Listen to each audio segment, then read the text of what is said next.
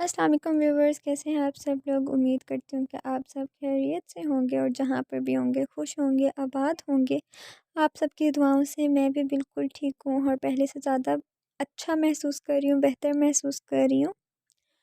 तो जैसे मेरी तबीयत ख़राब हुई थी तो काफ़ी व्लॉग्स बने थे और मुझे लगता है कि काफ़ी जो मसला है वो अब खामोशी की तरफ चला गया है, क्योंकि उन लोगों के पास कोई सबूत था नहीं।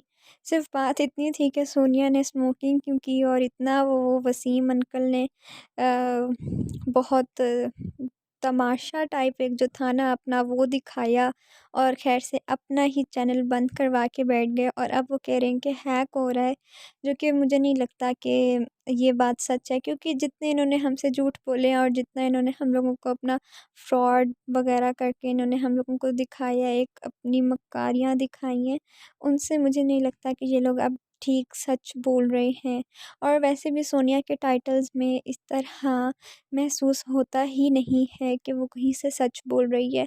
वो ओवर एक्टिंग करती है, जो कि सबको पता है।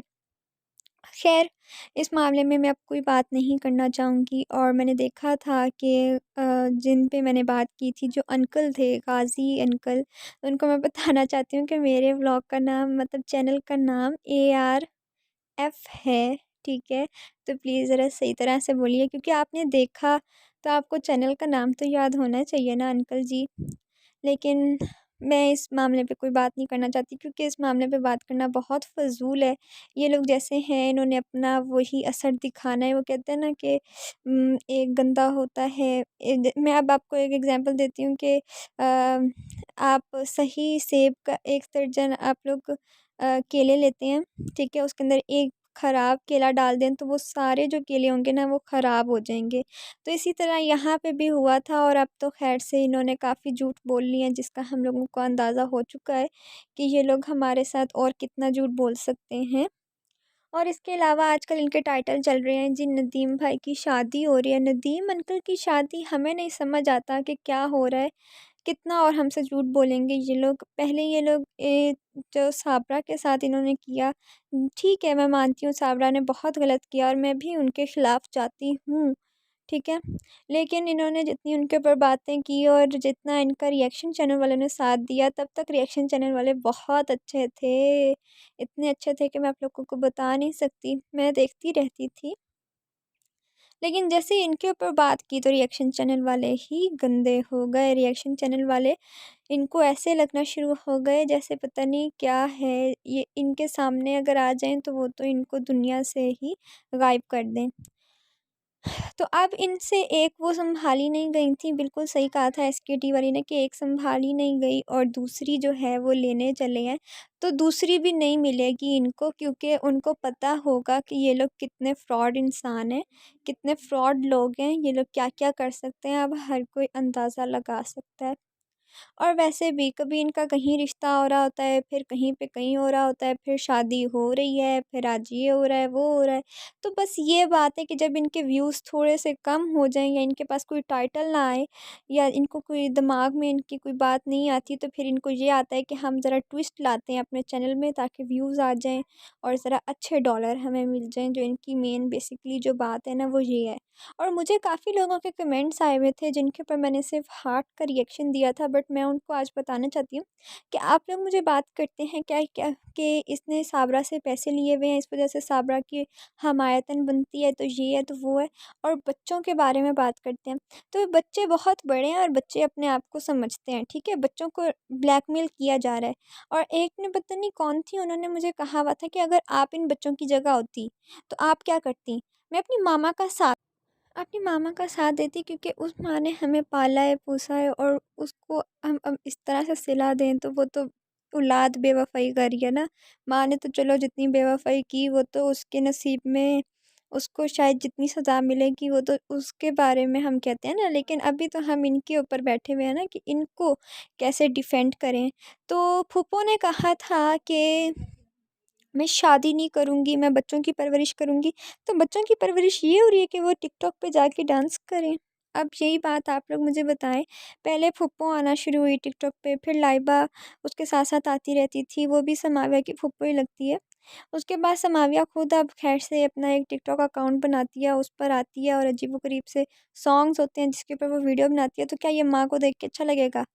इन्होंने तो सिर्फ़ पैसों के लिए मतलब ये काम करवा रहे हैं ना। इनको तो सिर्फ़ पैसा चाहिए। इन्होंने अगर बच्चों का ख़्याल रखना होता तो इस तरह रखते। अगर आप लोग होते, आज मैं आप लोगों से पूछती हूँ, तो आप लोग अपने बच्चों से इस तरह से करवाते? अजीब लोग ऐसे बातें करने बैठ जाते हैं। हम जो व्लॉग देखते हैं हम उसी पे आप लोग कमेंट्स के अंदर जवाब देते हैं, हम वीडियो में जवाब देते हैं। बस इसमें और कोई बात नहीं होती। और वैसे भी आप सब भी जानते हैं झूठा दिखावा करने की कोई ज़रूरत नहीं है आप सबको, और इस तरह से लोगों को ब्लैकमेल करने की भी ज़रूरत नहीं है कि आप लोगों के साथ वो होगा और ये होगा।